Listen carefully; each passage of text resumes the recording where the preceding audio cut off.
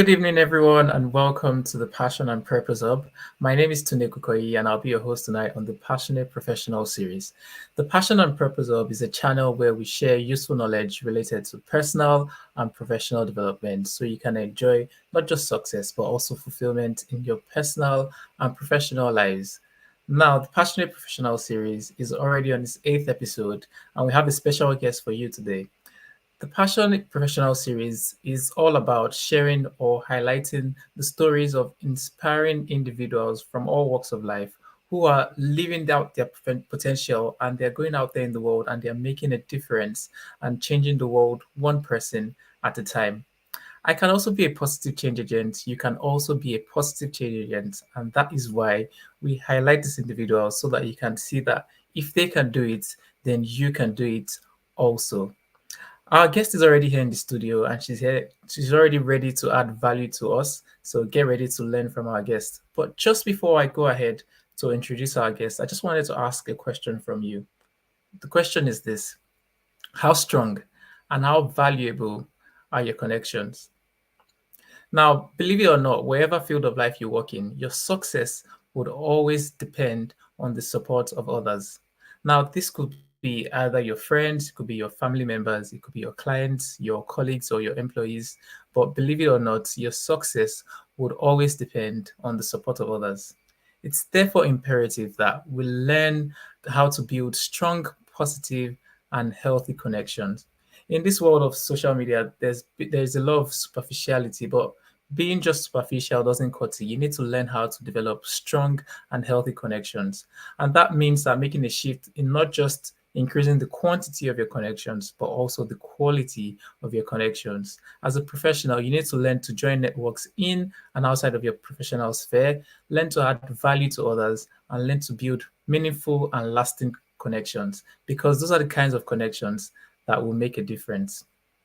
Now, having said this, there are some people in the world today that start from the point of disadvantage or underrepresentation.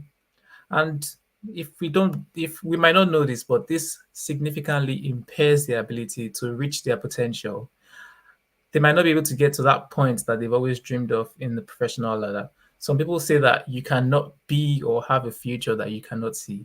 And that is why our guest today has made it a passion to make sure that these people have a voice, that they find that connection, those meaningful connections that can help them to maximize their potential. And you find out as soon as I bring her up that this is what she's all about. This is what keeps her thriving, and this is what makes her happy. So having said all of that, let me go ahead to introduce our guest for today. Right, so our guest for today is Elham Fardad. And here's her bio. So she was originally born in Iran, but at the age of 13, she migrated to the United Kingdom. She has a professional career that spans over 25 years in senior leadership roles in blue chip multinational companies, including General Electric, News Corp, EY, where she's advised clients on their most challenging operational problems. She is the founder and the CEO of the charity Migrant Leaders, and she's a fellow of the ACCA, and she's a member of multiple advisory boards.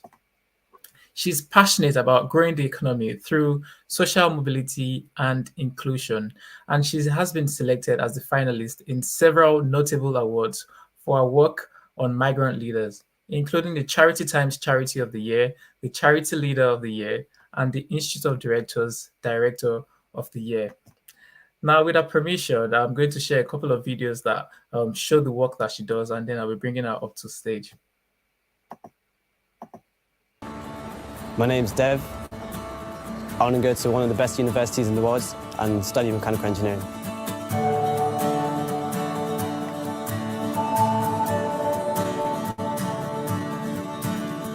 The leadership in FTSE 100s is not as diverse as it should be. That's why I chose Migrant Leaders to be my Ambassadors for Good program of choice. Migrant Leaders is a leading practice development program for young people from underrepresented backgrounds between the age of 16 and 25. We are hoping that through this program, we enable them to not only understand that they can get to a leading position in the FTSE 100, but also that diversity does not affect their success. The partnership that Migrant Leaders has formed with Anglo American is hugely valuable to us because it gives access to a leading practice corporate for our talented mentees. This is my first visit to a place like this, and it's quite exciting because it's an insight to the professional world. I don't think my chances in life are limited because anyone that tries hard enough will get to where they want to be. The Ambassadors for Good is probably one of my most engaging programs that I had in my professional career. I definitely would recommend that my colleagues around the world use Ambassadors for Good as a vehicle to make a meaningful impact.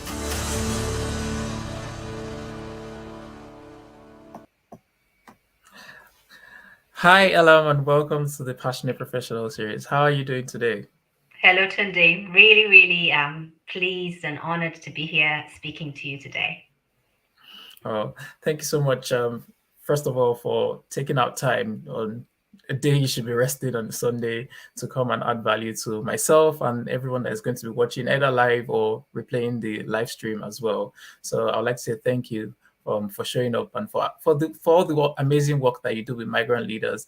I mean, there's a lot of people that all they're about is trying to get more followers, trying to raise more followers for themselves, but you going out there trying to raise leaders, I mean, that's on another level. And thank you for the amazing work you do with Migrant Leaders. Thank you. All right. So I don't have read out your bio, and although it says a lot about your progression as a professional, people will still want to find out who's Elham, where is she from, who is she? So tell us a bit more about yourself for people that are watching to know more about you. To be honest, the question of who is Elham, I think throughout my life, I've been someone very curious and someone who's always followed her passions and things that she cares about and is curious about. I was lucky enough from being a child that I always knew what subjects interest me and what things matter to me. And I always had respect for other people's interests and ways of thinking, even if it was different to me. But I knew what I'm interested in.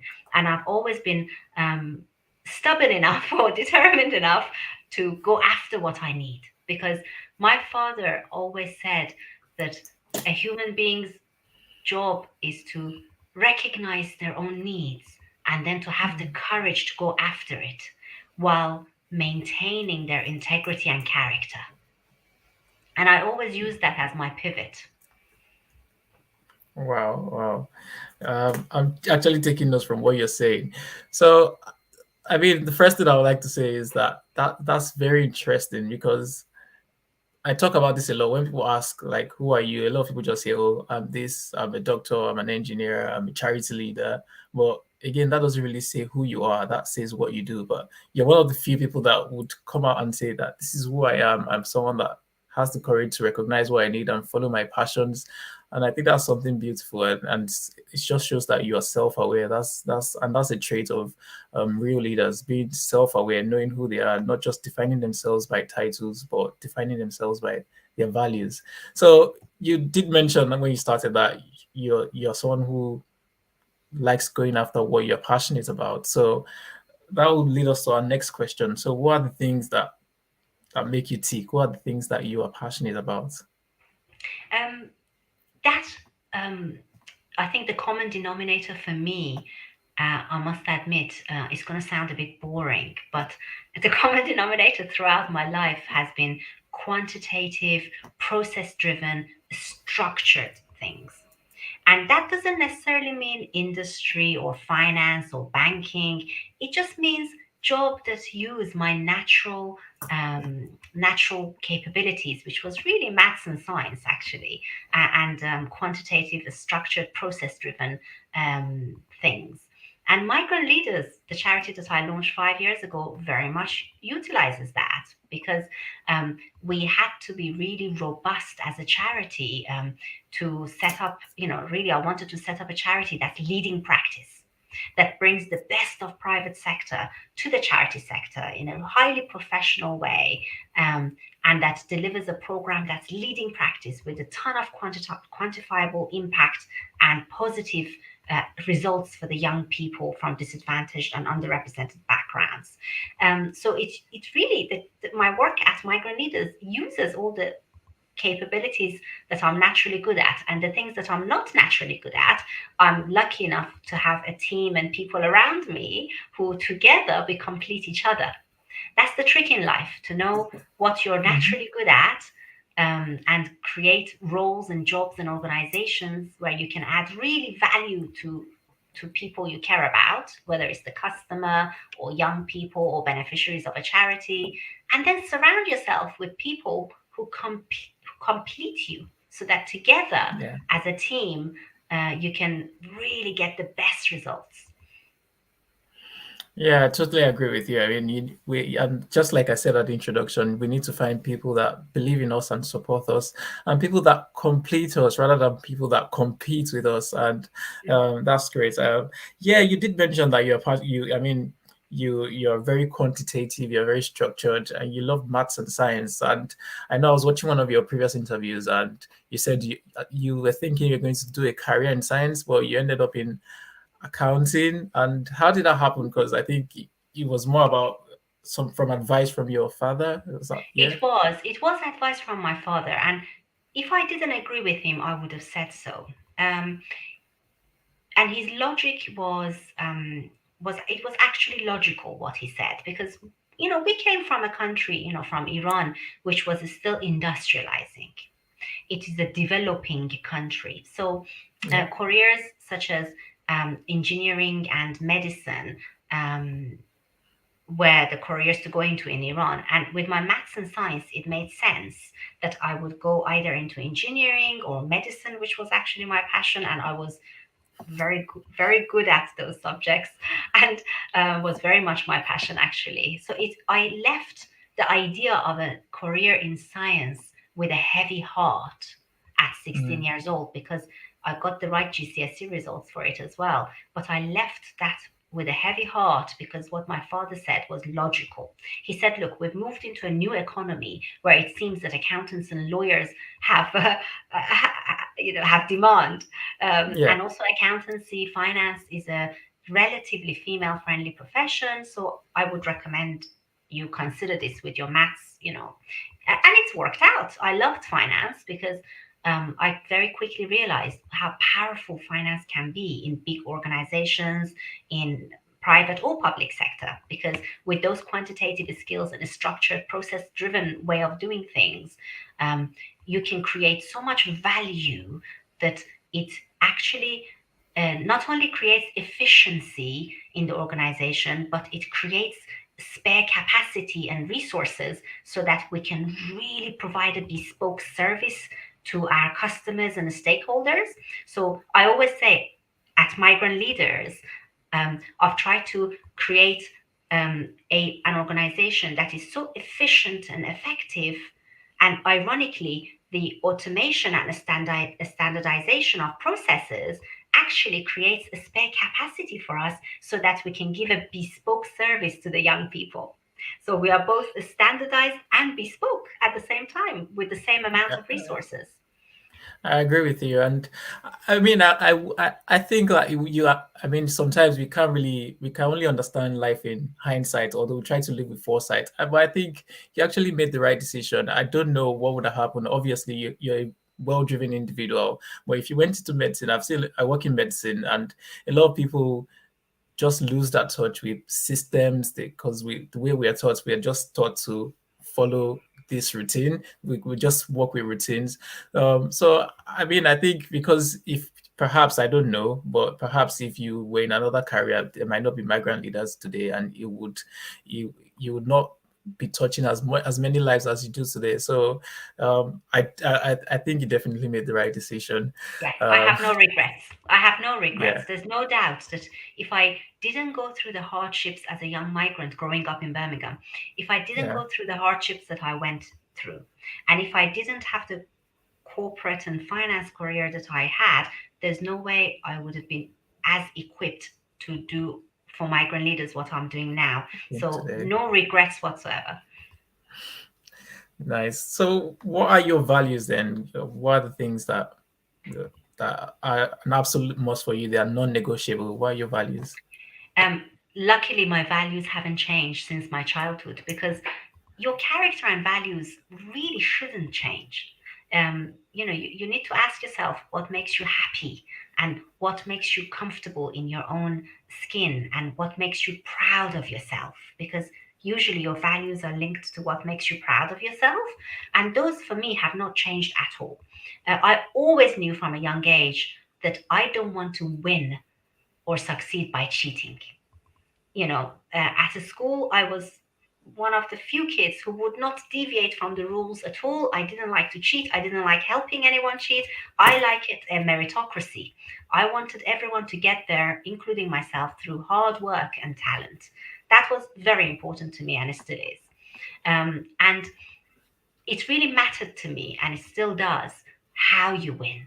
My father, once again, from a young age, described something to me about how we compete as a family.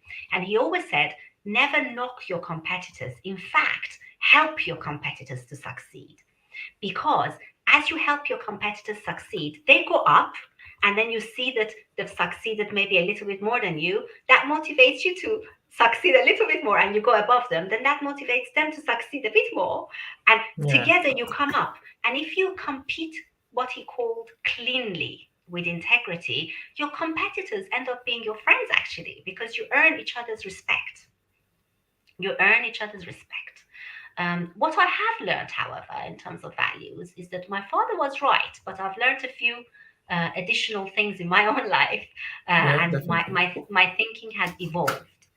What I have learned is that not everybody subscribes to our our values. So I've learned that I really only like to work closely with people with whom I share values. Yep. I always say I like us to be similar in that we share values and objectives, but I like us to be different and diverse so that we challenge each other and we are different in those respects. But our values, I wouldn't compromise on. And how someone wins says a lot about them. Wow, I really love that. I mean, and that's a new insight I never really knew about. I mean, working with your competitors because they help you grow as well. Many people just try to push out their competition, but if there is no competition, then there are high chances that you just remain stagnant. You would not improve. So It's a bit yeah, I like a agree with race. that. It's a bit like a Yeah, race. What are you going to do? Are you going to keep looking behind you who might catch up with you, or are you going to focus on your own performance and do your best? It's better you look forward, yeah, focus on your own performance and do your best. If your competitor is going beyond you, let him. It's okay. You work harder and you go beyond, There's nothing to be gained by knocking competitors. That way both of you fail and sabotage each other. There's no point to that. wow, that's really insightful, Elam. You mentioned about how you had some challenges as a migrant growing up in the UK. I don't know if that's the challenging or difficult time you want to share with us, or if there's something else that you want Yeah. us to learn from. But tell us about a time that you were faced with obstacles or challenges, because no one actually gets to the top without overcoming obstacles. So tell us about a time that you were faced with obstacles or challenges and how you navigated it and how you came out successful on the other side. I think what I'd like to say is that no matter what your background, no matter where you come from, everybody has their own challenges. I really believe that. I really believe that. Even those people who are born in highly successful, wealthy families with lots of privilege, they too have their challenges because they have a lot to lose, they have a lot to live up to, might be a lot of pressure on them. We don't know. So we should always start thinking about this from a position of respect for everybody and including everybody in what we do. But for me individually, the challenges were that when we moved to the UK when I was 13, my father, after a few months, had to go back to Iran because of visa problems and for his work. Eventually, my family broke down, unfortunately. So by the time I was 18, my parents had broken up. I had a younger brother who was 6 years younger than me, who I felt responsible for. Um, Things were difficult financially for visa reasons. Um, we were alone, all sorts of typical migrant family challenges. So by the time I was 18, I realized that I have one thing going for me, and it's academic ability. And I wanted to go to university. But unfortunately, having been in this country for just 5 years at that time, 4 or 5 years, I was not entitled to any help with my university fees. I would have been assessed as a foreigner student, which was a major problem. So I had to camp outside Birmingham City Council offices for 3 days in a row until I could convince someone to count me as a home student. And for that reason alone, I will forever be a Brummie, because the city of Birmingham supported me and I got to go to university. Wow. I mean, you camped there 3 days. How did that go? Tell me about it. Because you just make it sound like I just camped out there for 3 days. Well, when It people was were a passing, looking at you, Oh, how did that it feel? was a bit weird. It was definitely, they were looking at me suspiciously even. Why is this young girl standing there? But I was defiant. I felt like I'm a Brummie. How can they say I'm not entitled to go to university? Sometimes when we come from a position of disadvantage, it's actually incredibly powerful because you've got nothing to lose and you don't Yeah. have any options and you don't have any choices. And actually, that's quite powerful because it makes you really resilient. When I was standing there, yes, it was embarrassing, people looking at me. Yes, I had doubts whether this was going to work. At times, I said to myself, what were you thinking this would achieve? But it creates a defiance in you when you don't have any choices and this is your only chance to succeed in life. So I stood there. The first day, everybody ignored me. It was like no one even saw me. They were going in and out of the building. No one even saw me. The second day, I approached a lady who maybe I didn't explain myself very well, and she kind of looked a bit confused and went in the building, and I never saw her. And then the third day, a gentleman, I managed to explain myself.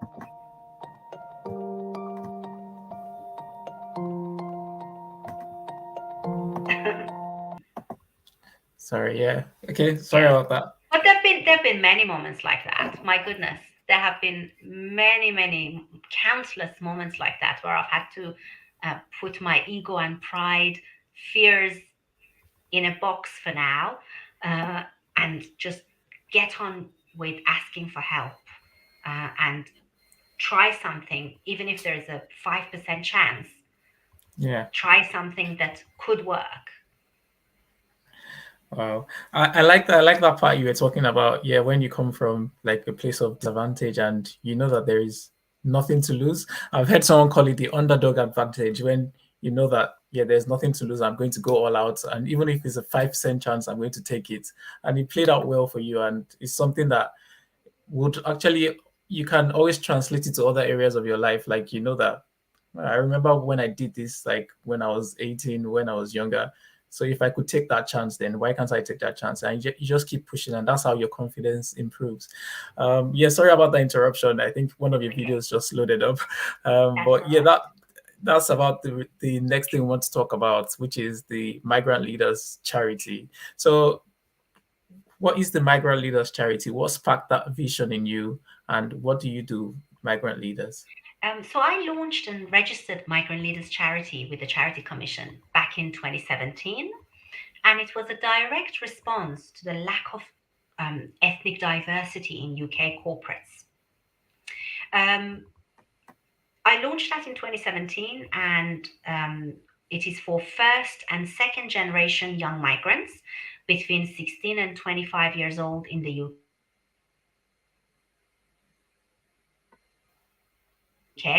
So first and second generation, 16 and 25 years old.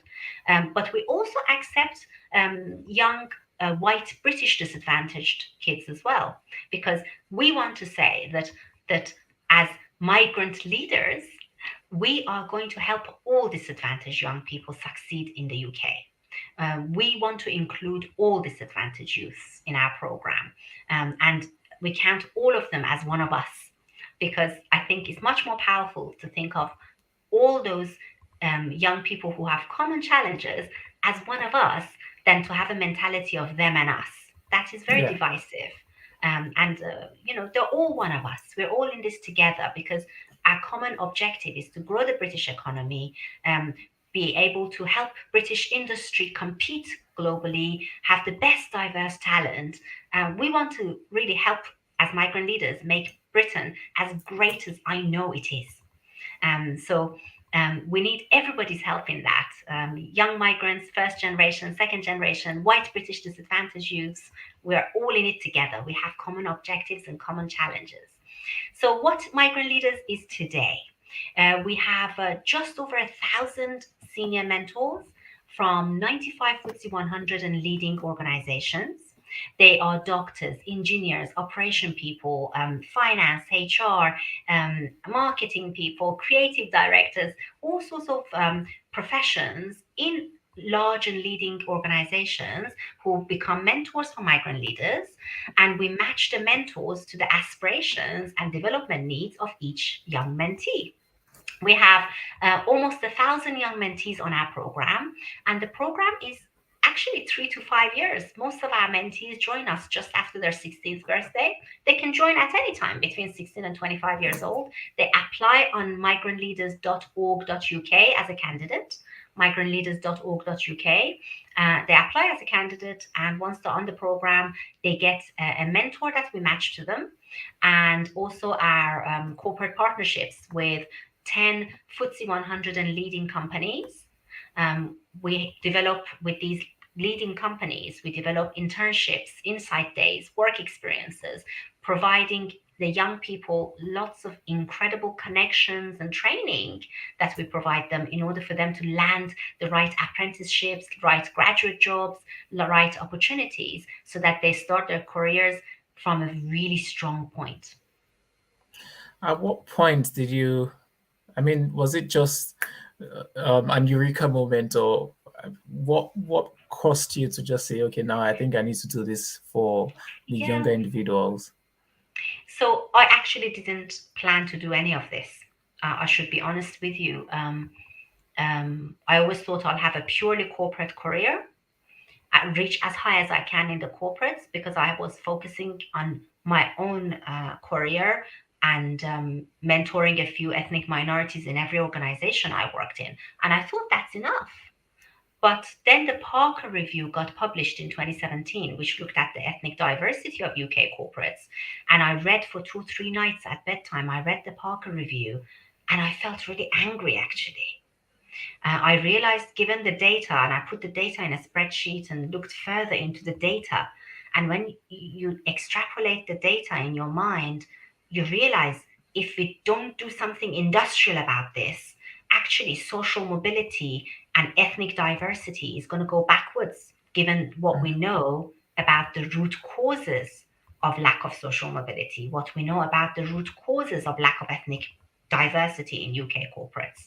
So I realized, oh my God, I don't want what I've extrapolated in my mind to actually happen, because things should improve, not go backwards. And I thought, that's it, I've got to do something industrial about this. And that's where the Migrant Leaders idea came from, really. Wow. And I mean, you said something, and I think that's something that's very special about migrant leaders as well. You said it's not just for people from other ethnic backgrounds. You also welcome white people that come from a disadvantaged background, and that's something unique about the Migrant Leaders program. It's many people. I know today there's a lot of buzz about EDI, diversity, equality, inclusion, but people are not being very careful about it, because the same thing that you're trying to work against, you're trying to bring it back. And that's just like what you said, it's either the all of us or the them and us culture. A lot of people are approaching it with the them and us approach, but I mean, real inclusion is all of us rather than them versus us. There's a lot of organizations that say organizations set up for this, but when you're trying to empower a section of the community selectively, what happens is that you, at some point, you tip the balance and then you disempower some other people.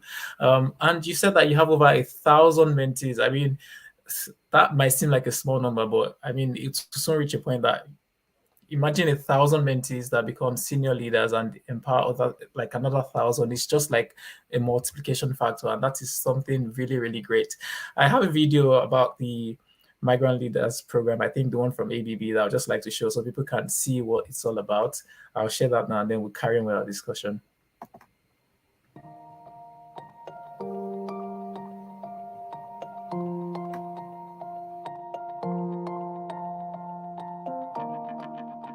Migrant Leaders is a development program for young first and second generation migrants, as well as all disadvantaged young people across Britain. We're here today at one of the ABB sites in Cambridge. This ABB internship is a lifeline for our engineering students because it gives them hands-on quality work experience at one of the top engineering companies in the world. Diversity and inclusion is hugely important to ABB. We need the broadest range of thinking and individuals within an organisation like ours so that we can match and follow those markets and help change things for the better. The ABB team have invested so much effort into this internship and all our other collaborations with them. The mentees, through this 3-day work experience program, will give them an insight into what working for a company like ABB is about, what its culture is, and more broadly, hopefully it will help them start thinking about their own careers. I'm mostly looking forward to the graduate prospects, seeing how I can work with ABB in the future, seeing different roles that I've never thought of before and how that could help shape my decisions as I graduate. I've always recognised the importance and value of mentoring, and this programme provides a great opportunity for me to give personally something back to some individuals and hopefully help them, with their careers and their futures. I used to think that disadvantaged young people need their aspirations raising and confidence, and that is still true. But more than anything, they need decision support. They need guidance, sponsorship and support so that they make the right decisions about their future career, so that they get to do what they love, what they're really gifted at, and what matches their personal purpose. I really enjoyed today. I had a lot of hands-on experience. I learned a lot about what ABB does and about sustainability and their goals for 2030. I've really enjoyed the hands-on experience with File.io and process engineering, gaining a bit more insight as to what ABB does and how my career can align with them in the future. For our Migrant Leaders mentees, what I hope for them for this ABB internship is that it elates them and it shows them what is possible for their future.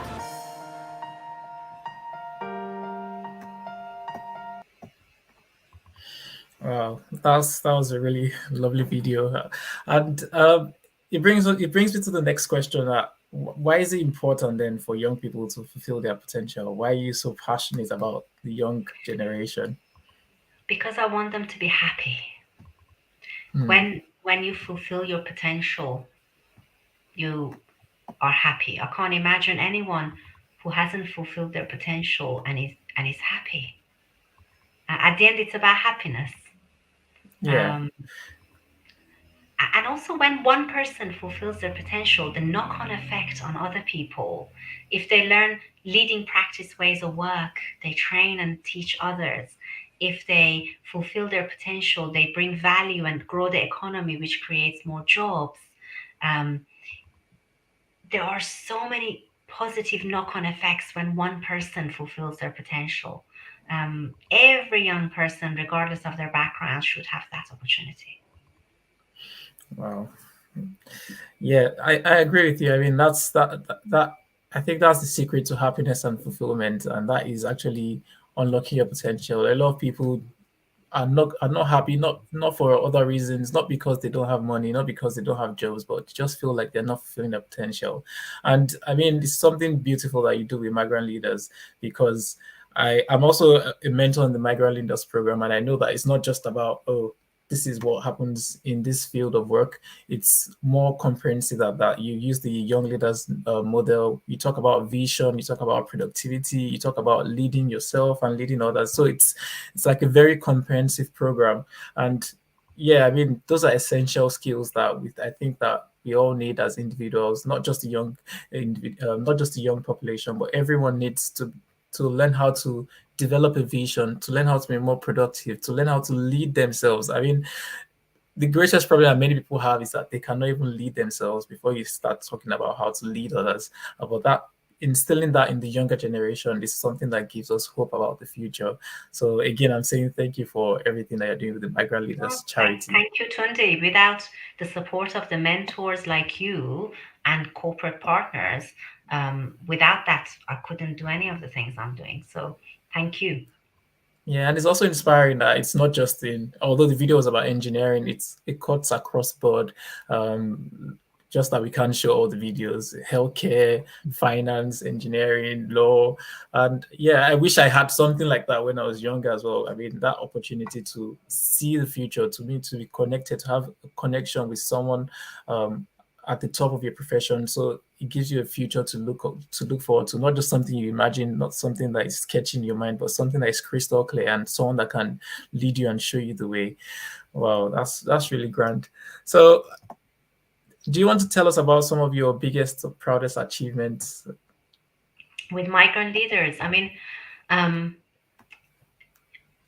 one of the benefits of Migrant Leaders for me, which I always thought is important, is I tell my children about Migrant Leaders every day, because I want to pass our family values to them, and I want them to know that it's important that whatever they choose to do in life, whether it's private sector, public sector, charity, whatever professional or technical field they go into, I want them to have a mindset of value creation.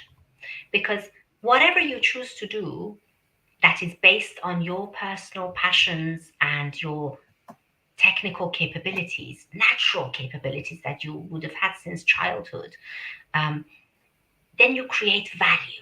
And when you create value, life is good. And if you share the value you create with others, then life is even better. So I want to pass on those that guidance and family values to my children. And that's my proudest thing, that my children are really understanding why I'm doing this. And I'm really, really proud of that. And of course, after that, what I'm super proud of is all the mentees' successes. It's one of the most enjoyable parts of my Migrant Leaders job is that every day I hear the mentees' success stories. They tell you, like your own children, they tell you excitedly what they've achieved or what the program has done for them. And it is such a proud moment to hear of their successes. And we get that every day. It's the most joyous job, honestly. I can't imagine, it's the proudest thing about Migrant Leaders, hearing the mentees' successes every day.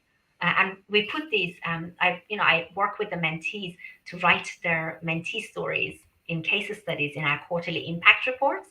So I would really encourage everybody to check us on LinkedIn, check Migrant Leaders on LinkedIn, follow us, and also check migrantleaders.org.uk and read our previous impact reports and the mentee stories. They are wonderful. The best thing about this job is the young people. Wow. Yeah, and I mean, I will agree with you. You're saying that that's like your biggest or your proudest achievement. And we've had a lot of themes about happiness and fulfillment during this discussion. I remember I was watching one of your interviews and you were talking about what prompted you to start Migrant Leaders. And you said that you seem to have ticked all the boxes that you wanted to tick as a professional in your career, but it still seemed like something was missing. And it was that realization that your success doesn't really mean much if it's all about you or the people that you work for. And that's where you started extending it. And it just reminds me of a story that I heard about how we find happiness. The thing about happiness is that many times when we seek happiness for ourselves, it seems to evade us. It just seems to run away from us. But when we start looking for the happiness of others, then happiness naturally seems to find us. And that I agree with you. And saying that that is one of your biggest or your proudest achievement is also, I mean, it also correlates with that fact. I must say, I know Tunde, that you've though, won several awards. I've got it. before we move on to that, I must say though that leaving EY was really, really, really, really hard, because it was a job and an organization I loved. I learned so Yeah. much in my 9 or 10 years in EY. I really enjoyed working with my EY colleagues and really loved the job, loved consultancy. It was a job that I loved. So it was actually quite hard to leave that job. But at that moment, I felt like Migrant Leaders needs me full time. So it was also, even though it was hard to leave EY and a job I love, colleagues that I enjoyed working with, but it was also not a difficult decision, because it was the right thing to do for Migrant Leaders charity.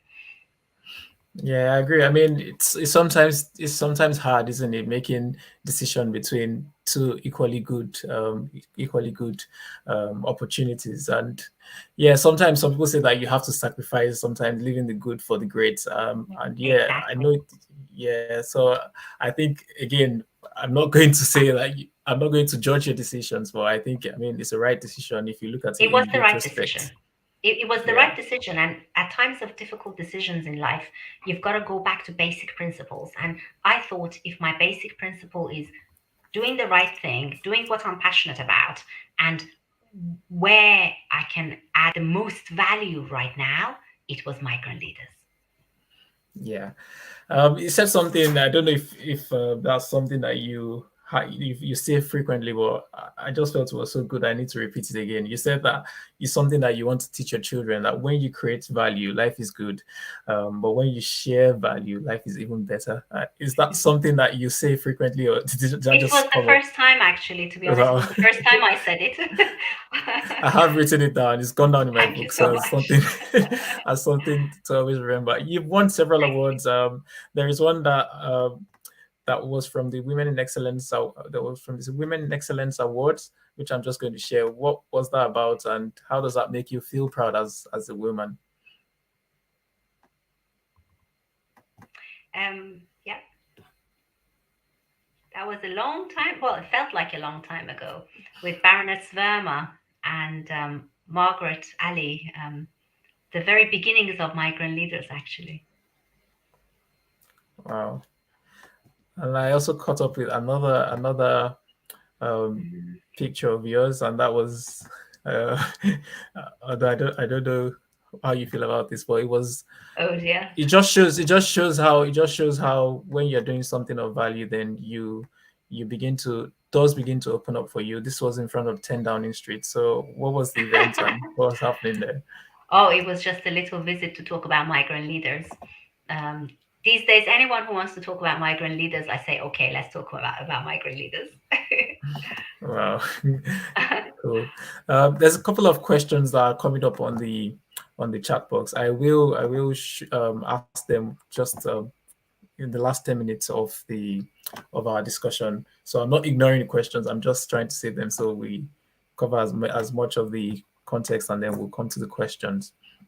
So the next question I was going to ask you, Elham, is you're very busy with Migrant Leaders, but as I know, we always have to balance life and work. So how then do you achieve that life-work balance?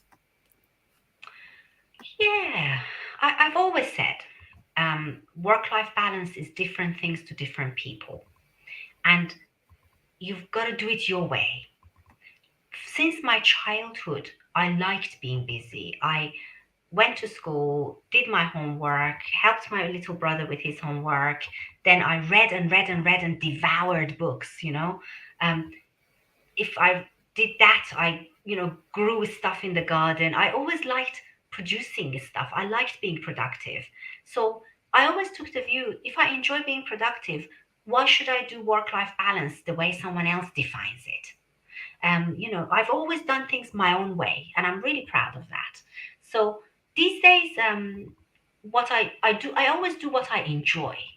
So if I'm not producing something or doing work, I do what I enjoy, which is spending time with my husband and my children, spending time with friends with whom I share values and enjoy their company, and really always choose friends that I have values with, spend time with friends and family, my children and husband, and and also I have learned that life is not a sprint; it's a marathon with a few sprints in it. So if I want to do good in the world, as a person, I need to last and I need to look after my health. So I do exercise, and even with exercise, people always have advice for you. Do yoga, play table tennis or whatever. Even with that, I do what I enjoy, which is Zumba. I love music, I love dancing, and I love Zumba. So I would advise everybody, do what you enjoy for your work-life balance. Don't let other people define for you. You know what you enjoy. Just do it. Wow. I mean, you've covered a lot in just that. Was it 2 minutes? Talking about what you love, how you go about doing it. You talked about life not being a sprint, but rather a marathon with a couple of sprints in between. And yeah, I've just shared pictures of you and your charming children. How old are they? So they are now 13. That young boy you see there, Lewis, is Yeah. now 13 years old, actually. And Sarah, who is 16, she's just finished her GCSEs. Wow. And also, I also like the fact that you talked about looking after yourself too. That's something that a lot of us as professionals seem to ignore. No, up until the stage when it becomes, I wouldn't say too late, but I mean rather late. But yeah, I think Zumba is a really good one because it's not just exercise that technically is painful. You also seem to enjoy it as well. It's like healthy Oh, I dance, could. and Yeah, I could it do. is And great, isn't it? when I was younger, I did a lot of clubbing. I must admit, Yeah, I in fact, my husband, who I met 25 years ago, was the only friend who was willing to go clubbing 3 times a week. I had so much energy. I was three working. times a week. Yeah. I was working full time in accountancy and finance, doing my ACCA studies Saturdays and Sundays, and still wanted to go clubbing 3 times a week. And my husband, who I met 25 years ago, was the only person willing to go clubbing with me 3 times a week. So here we are. Yeah, you found common values there, if I can say. uh, um, yeah, because we're beginning to run close to the end. I just wanted to ask 2 more questions, and then I will take the questions from the audience. Um, you you inspire a lot of people. You inspire a lot of young people, but obviously you must have drawn inspiration from somewhere as well. So, can you tell us who are your mentors, or where have you drawn inspiration from over your lifespan? In my early life, without any doubt, as you might have gathered, my father has been a great mentor and inspiration for me. His own background, from extremely deprived background, and through his academic ability, even though he grew up in a village which had no water or electricity, and in fact no school, and he had to run to the next village each day as a young boy in order to get to school.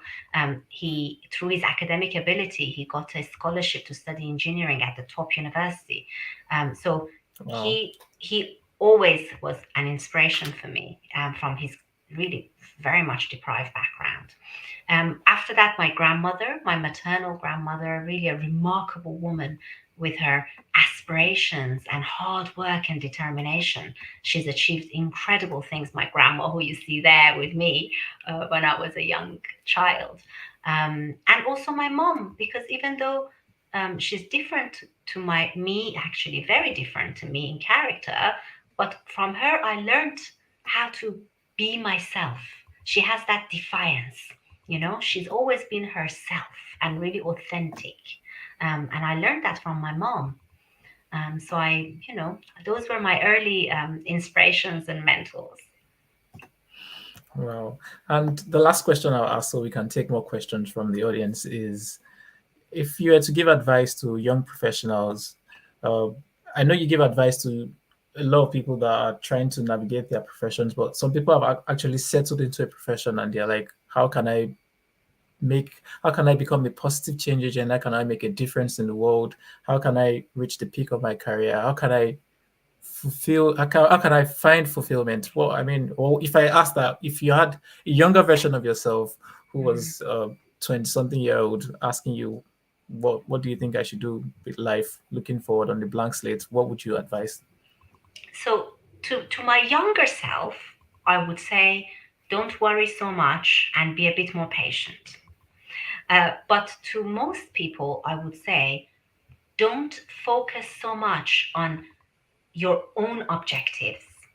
Because a lot of people talk about, I want to make 1 million by the time I'm this age, or I want to be a CEO or partner by the time I'm this age. That's too much focus on yourself. I always, my main objective in my jobs was, how can I add value to my department? How can I add value to this company? How can I make my boss's job easier? And how can I make my boss shine? Because if you make your boss shine, he's going to help you shine. It just makes sense. It goes back to creating value and actually care about the customer. You have to, whatever organization you work in, whether charity, public sector, private sector, you've got to care about creating value for the end customer. That's what we are there for. That's what our jobs are about. And if we have that approach in life, the promotions, the achievements, the money, glory, all of that will come as a byproduct. But the main product is helping other people succeed, and then the rest will follow. Yeah, I agree with you. I mean, when you add value to others, you naturally become more valuable. Yeah, and a lot of us turn the scripture around and we focus on ourselves. And when you focus on yourself, there's only so far you can go. But when you focus on others, that's when you really make a difference out there in the world. If I ask the last one, just to be an Oliver Twist, and then we go to the questions from the audience, is Elham Fardad, what would you want your legacy to be? What would you want to be known for after you left this world? I would say that I would like many, many, many others to feel empowered, but by some of the things I've done, so that hopefully I've helped them succeed, but also that they feel strong enough that they can then help the next generation succeed. I want a multiplier effect. And if each of us do that as one individual, then that multiplier effect will hopefully leave a legacy for all of us. That has got to be better and a bit more just, a bit more fair. I want the world to be a little bit more fair. There's so much Yeah. unfairness around the world. And I hope and wish that the world would be a little bit more fair. Yeah, I mean, I like that long-term thinking of a multiplier effect. You don't just want to add to others; you want the value that you add to actually be multiplied to others, and that is the secret of empowerment, and that's the beautiful thing about empowerment. Very quickly, let's go to some of the questions. So I think the first question is, why is there an age limit of 16 to 25 years? There are some migrants that move over at an older age, and they did mentorship as well. Such a good question. This was actually one of the key questions for our advisory board. I took that question to our Migrant Leaders Advisory Board about 2-3 years ago, because I noticed that as well. There are older migrants who need help. But however we looked at it, our Migrant Leaders program is designed and fit for purpose for 16 to 25-year-olds. It's really important that what product you do is fit for the customer, right? Yeah, And that yeah. it doesn't confuse the corporate partners, it doesn't confuse the mentors. All the collateral, all the policies, processes, guidance, training that we've developed for mentors and mentees and corporate partners has to be fit for a certain age group, because if you move beyond 25 years old age group, those training materials and objectives will not be fit for purpose. So we want to do what we do at Migrant Leaders, and we want to do it really well. Thank you. The next question is, or I'll merge two questions in one. The first one is, since it's a charity organization, how is it funded? And what's the secret behind your success in starting a successful charity organization in the UK? In terms of funding, we're very, very lucky, because I come from 25 years in industry. I've been lucky that I've got very strong connections. So the first instance, I wrote to all my, 5 years ago, when I had a high-level design of the program, when I had done the high-level design of the program, I sent it to all my colleagues and ex-colleagues and friends and bosses from 25 years, and because of that, those connections, they told their colleagues, and it all really grew from there. So the funding comes mainly from the corporate partners, Anglo American, Smith & Nephew, ABB, Cantor, Salesforce, Westcon, Ipsos, and BP, and others. So we are predominantly funded by the corporate partners, which is why we can provide the program completely free of charge. And what is the secret to the success? Part of it was 5 years ago, me knowing and accepting what I don't know. I did feel acutely aware that I have never done anything like this, and that I need to talk to some charity leaders about what could go wrong. And I was lucky enough that that I managed to get introduced to a few charity leaders, such as the CEO of Mayor's Fund for London and others, who then told me what can go wrong. So in a way, as I was designing the program, I designed it for those exceptions and what could go wrong as well. Beautiful. The person that asked the question has said, thank you for your sincere answers. And the last question, which I think is probably one of the most important questions, is how can I get, okay, let me read the whole comment. Thank you for the great things you're doing for humanity. We need more gems like you. Keep on the great work. How can I get involved in the Migrant Leaders program? Thank you so much. Well, email me. Email me at efardad@migrantleaders.org.uk, and we'll talk. Yeah, I'll just put the email address, okay? So efardad@migrantleaders.org.uk, just in case you missed that. Thank you. Yeah, do you have any, we just have about 2 minutes to go. So do you have any last words for us? What do you think is the future of work for young professionals? I mean, looking at the educational system today, looking at where things are going with sustainability, equality, diversity and inclusion. What do you think the future of the workplace? What do you think the future of the workplace holds? What do you think it is? The exciting thing is we really don't know. We really don't know, and that's the exciting thing. So we need to be agile. We need to really be willing to listen to each other. We need to learn. Above all, we need to learn from the new generation, because if they are the future customers, they are the future employees, they are the future shareholders, and future leaders. We need to now, in our generation, listen to the young people, and together we'll get there. And by the way, my email address, it doesn't have a dot. It's just efardad. Sorry about that. That's all right. You're doing multiple things today. It's efardad@migrantleaders.org.uk. No worries. Wow. Well, it's been a really, I anticipated this and I'm not disappointed at all. It's been a really, really productive discussion. I've learned so much. I've been scribbling, but I don't think I can scribble as fast enough and participate as well in the conversation. But what I'll definitely do is to watch it over again. And I always encourage people to, if you missed out on sections of the whole interview, make sure you check back and watch it again, because that's when you can really draw value from it.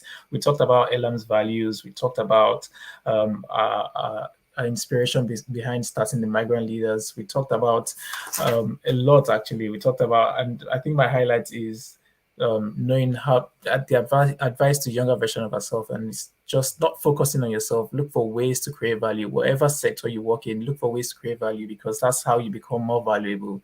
And that's one way to take home from here. And we'll meet again at the last Sunday of the month of July at 6 p.m. And as I always check out, I would like to say that till we meet again, make sure that you keep living with passion and purpose. Thank you so much, Elham, for showing up on this episode. Thank you for inviting me today. It's been a pleasure talking with you. Thanks. It's all right. Thank you. Bye, everyone. Bye-bye.